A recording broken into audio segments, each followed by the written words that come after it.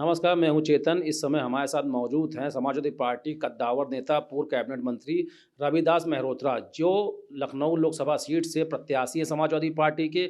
उनसे हम रूबरू होंगे और जानेंगे आखिरकार किन मुद्दों को लेकर वो चुनावी मैदान में हैं और जितनी जल्दी समाजवादी पार्टी ने ऐलान कर दिया है प्रत्याशी का, निश्चित तौर पर कहीं न कहीं उनको बढ़त मिलेगी इस चीज़ की, कहीं न कहीं उनका फ़ायदा होगा। उन मुद्दों पर हम बात करेंगे, जिनको लेकर ये चुनावी मैदान में हैं। रविदास जी, बहुत-बहुत स्वागत है आपका। धन्यवाद।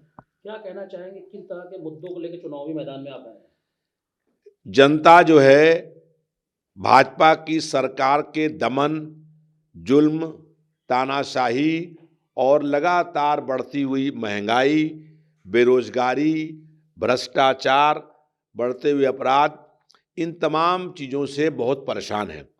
जनता ने परिवर्तन और बदलाव करने का मन बना लिया है।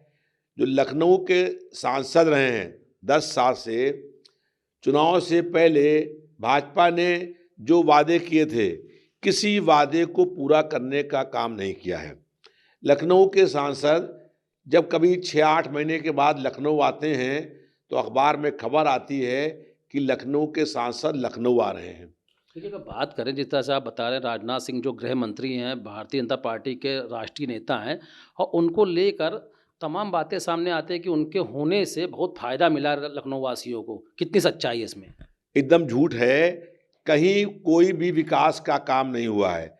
लखनऊ शहर में जितने राजनाथ सिंह के पत्थर लगे हैं, उसने से 10 गुना पत्थर विकास कामों के हमने 1.5 साल में लगाया, हमने काम किया है।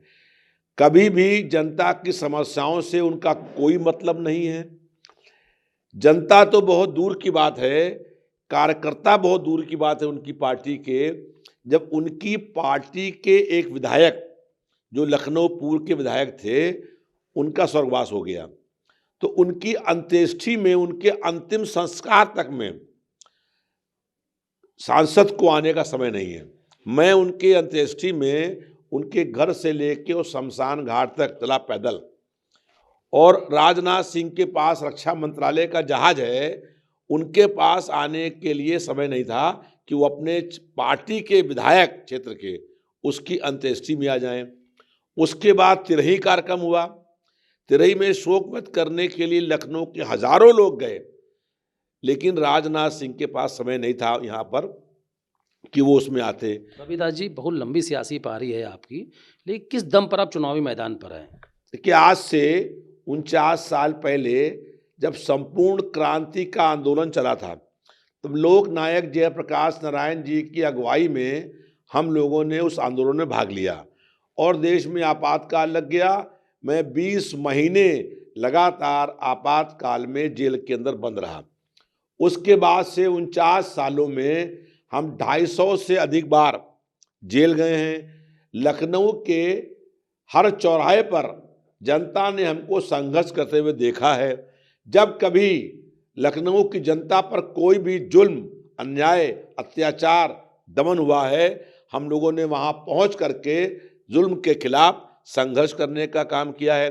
कभी भी अगर लखनऊ शहर के अंदर कोई मलिन बस्ती, कोई झुग्गी झोपड़ी, कोई फुटपाथ दुकानदार को उजाड़ने की कार्रवाई भाजपा सरकार ने करी है, तो हम लोगों ने वहां पहुंच करके बुलडोजर के आगे खड़े होकर के रविदास जी, इसमें कोई शक नहीं है कि जनहित के मुद्दों पर आप फ्रंट फुट पे हमेशा रहे हैं। लेकिन अगर बात करें लखनऊ लोकसभा सीट की, यहाँ पर 91 से कब्जा है बीजेपी का। अटल जी थे पहले, उनके बाद उनकी विरासत लालजी टंडन को मिली, बाद में राजनाथ सिंह जी।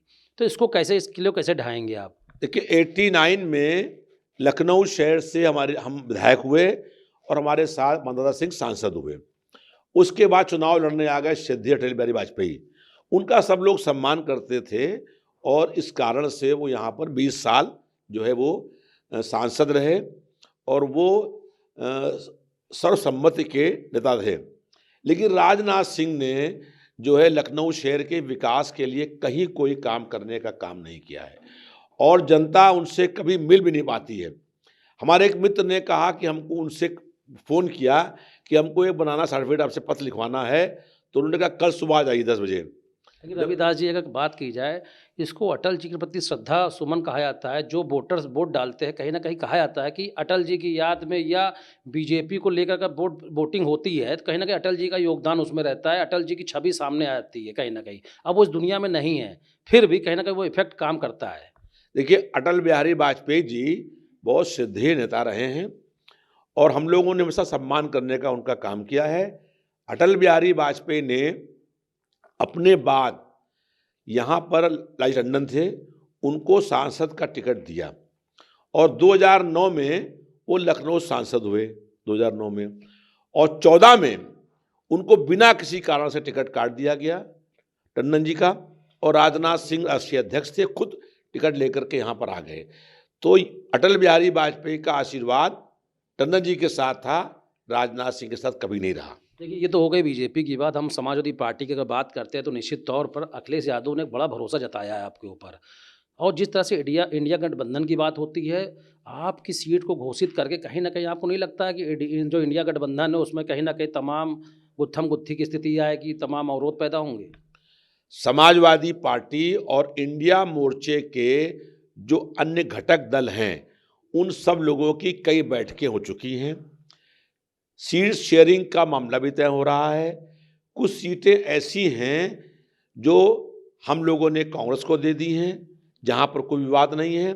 ऐसे ही कुछ सीटें सारे इंडिया अंदर खाने से कौन-कौन सीटें दे दी गई? क्या एजेंडा तय हुआ, कुछ बताइए? सारे इंडिया मोर्चे के जो और दल हैं, उन्होंने समाजवादी पार्टी को लखनऊ की सीट दे दी है। अब लखनऊ में जो समाजवादी पार्टी के राष्ट्रीय अध्यक्ष हैं माननीय अखिलेश यादव जी, उन्होंने इंडिया मोर्चे के अन्य घटकों से बात करके मेरा टिकट का घोषणा करी है। कोई विवाद नहीं है, सबकी सहमति है? सबकी सहमति है, और 20 सीटें ऐसी हैं जिस पर जो है आम राय बन चुकी है, उनकी लिस्ट आउट हो जाएगी, और अभी बाकी जो सीटें 80 में से बची हैं, उन पर तय हो रहा है, और एक साथ 80 सीटों का सब लोग मिल करके ऐलान करने का काम करेंगे। कोई 20 सीटें हैं, कब तक घोषित हो जाएंगी? कोई 20 सीटें बहुत जल्दी अलग अलग तरीके से बैठकें बुलाकर शुरू हो रही हैं। सबसे पहले लखनऊ शहर के अंदर जो है समाजवादी पार्टी के माननीय राष्ट्रीय अध्यक्ष जी ने लखनऊ की एक बैठक बुलाई।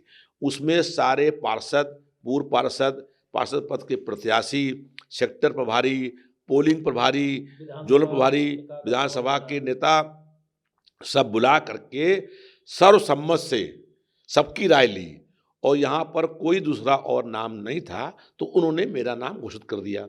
अभी जहाँ पर समाजवादी पार्टी में या इंडिया मोर्चे के अन्य घटकों में तय नहीं हुआ है, वहाँ तय हो रहा है, कोई विवाद नहीं है। जिस पार्टी रविदास जी, एक बात करते हैं, पिछड़ों, दलितों और अल्पसंख्यकों के दम पर समाजवादी पार्टी लोकसभा चुनाव फतेह करने की कोशिश में जुटी हुई है।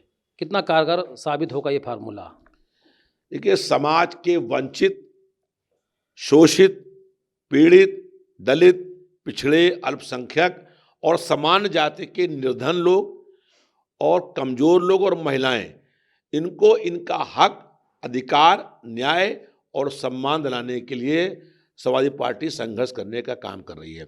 दलितों का, पिछड़ों का और जो अल्पसंख्यक हैं, उनका भाजपा की सरकार में लगातार अपमान हुआ है, उनके हक छीने गए हैं, अधिकार छीने गए हैं। अभी भगवान श्री राम जी के भव्य मंदिर का, अधूरा मंदिर का जो है वो प्राण प्रतिष्ठा हुई, और उसमें देश की जो राष्ट्रपति हैं उनको नहीं बुलाया गया। तो पूरा देश राममय है इस समय। देखिए, जो राष्ट्रपति हैं वो देश की नागरिक हैं, नहीं हैं, प्रथम नागरिक हैं, उन्हें क्यों नहीं बुलाया गया? क्योंकि वो दलित महिला थी और एक महिला थी।